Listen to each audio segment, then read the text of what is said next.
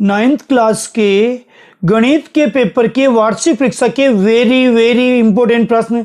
हमारे 17 सालों का पूरा अनुभव हमने इन प्रश्नों में निचोड़ दिया है।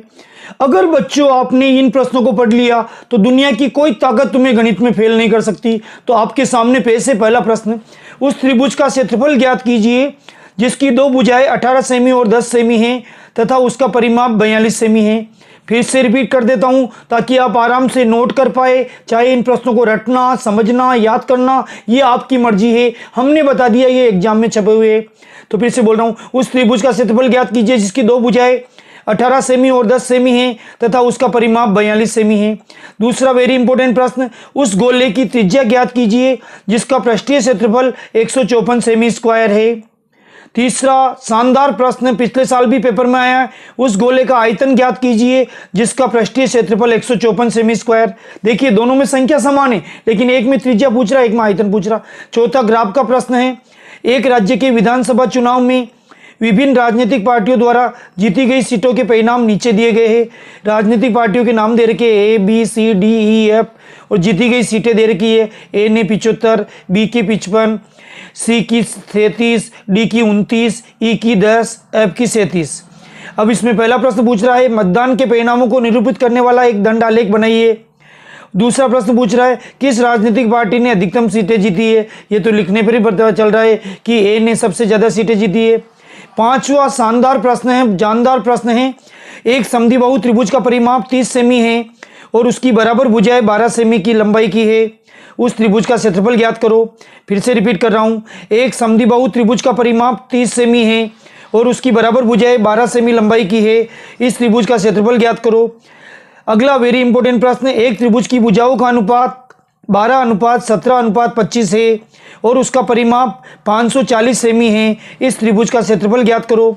वापिस बोल रहा हूं, बहुत शानदार प्रश्न है। एक त्रिभुज की भुजाओं का अनुपात 12:17:25 है और उसका परिमाप 540 सेमी है। इस त्रिभुज का क्षेत्रफल ज्ञात करना है हीरोन के सूत्र से।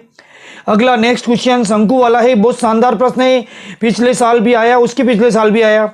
एक शंकु के आधार का व्यास 10.5 सेमी है और इसकी तिर्यक ऊंचाई 10 सेमी है। इसका वक्र पृष्ठीय क्षेत्रफल ज्ञात करो।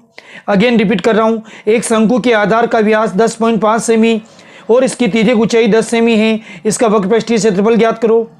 नेक्स्ट क्वेश्चन, 10 सेमी त्रिज्या वाले एक अर्धगोले का कुल पृष्ठीय क्षेत्रफल ज्ञात करो जिसमें पाई का मान सवाल वाले ने कह रखा है 3.14 लेना है। फिर से रिपीट कर रहा हूं, 10 सेमी त्रिज्या वाले एक अर्धगोले का कुल पृष्ठीय क्षेत्रफल ज्ञात करो। सूत्र लगाना, मान लिखना है, पाई का मान 3.14 लेना है, कोष्टक में लिख रखा है। अगला प्रश्न है, बहुत जानदार प्रश्न है, वेरी इंपॉर्टेंट प्रश्न है। एक शंकु की ऊंचाई 15 सेमी है, यदि इसका आयतन 1570 सेमी क्यूब है तो इसके आधार की त्रिज्या ज्ञात कीजिए। इसमें भी पाई का मान 22/7 नहीं 3.14 लोगे तभी आंसर आएंगे।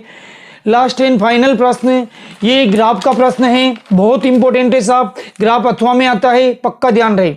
नीचे की सारणी में 400 नियोन लैंपों के जीवन काल घंटों में दिए गए हैं। अब सारणी क्या है मैं बोल देता हूं। पहले जीवन काल बोल रहा हूं घंटों में, 300 से 400, 400 से 500, 500 से 600, 600 से 700, 700 से 800, 800 से 900, 900 से 1000। अब इसमें लैंपों की संख्या दे रखी है, 300 से 400 में 14, 400 से 500 में 56, 500 से 600 में 60, 600 से 700 में 86, 700 से 800 में 74, 800 से 900 में 62, 900 से 1000 में 48। अब इसका पहला प्रश्न है, एक आयत चित्र की सहायता से दी गई सूचना को निरूपित करना है, यानी आयत चित्र बनाना है। चिपकमा डिब्बे को आयत चित्र कहते हैं। दूसरा प्रश्न पूछा है कितने लैंपों के जीवन काल 700 घंटों से अधिक है। इन प्रश्नों को जरूर दोहराए, चाहे वो रटो, चाहे समझो, चाहे याद करो, ये आपकी मर्जी है, लेकिन इनको पढ़ के जाओ फिर हमें याद करोगे। बहुत बहुत धन्यवाद।